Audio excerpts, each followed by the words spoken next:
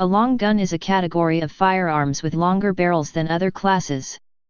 In small arms, a long gun is generally designed to be held by both hands and braced against the shoulder, in contrast to a handgun, which can be fired being held with a single hand.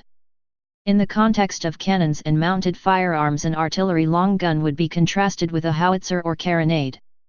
Small arms.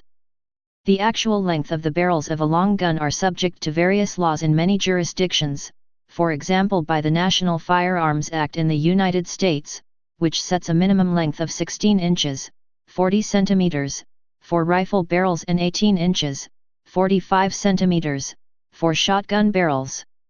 Canada has a limit of 18.5 inches, 47 centimeters, for either. In addition, Canada puts a minimum fireable length for long guns with detachable or folding stocks of 26 inches, 66 centimeters.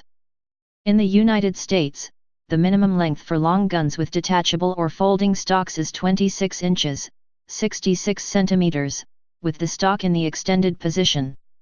Examples of various classes of small arms generally considered long arms include, but are not limited to, rifles, carbines, shotguns, muskets, blunderbusses, submachine guns, personal defense weapons, wall guns, and musketoons.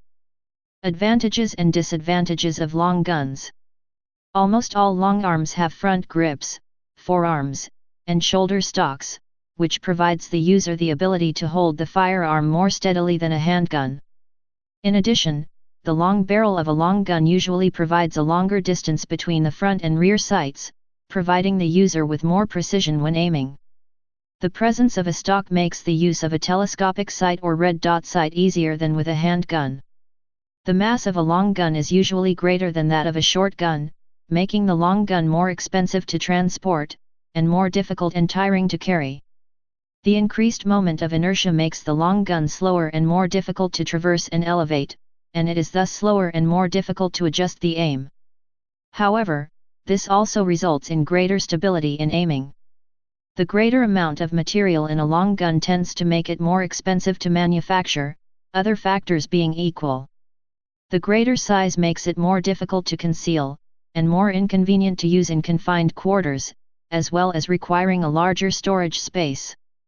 As long guns include a stock which is braced against the shoulder, the recoil when firing is transferred directly into the body of the user. This allows better control of aim than handguns, which do not include a stock and thus all their recoil must be transferred to the arms of the user. It also makes it possible to manage larger amounts of recoil without damage or loss of control. In combination with the higher mass of long guns, this means more propellant, such as gunpowder, can be used and thus larger projectiles can be fired at higher velocities. This is one of the main reasons for the use of long guns over handguns. Faster or heavier projectiles help with penetration and accuracy over longer distances. Shotguns are long guns that are designed to fire many small projectiles at once. This makes them very effective at close ranges, but with diminished usefulness at long range. Naval long guns.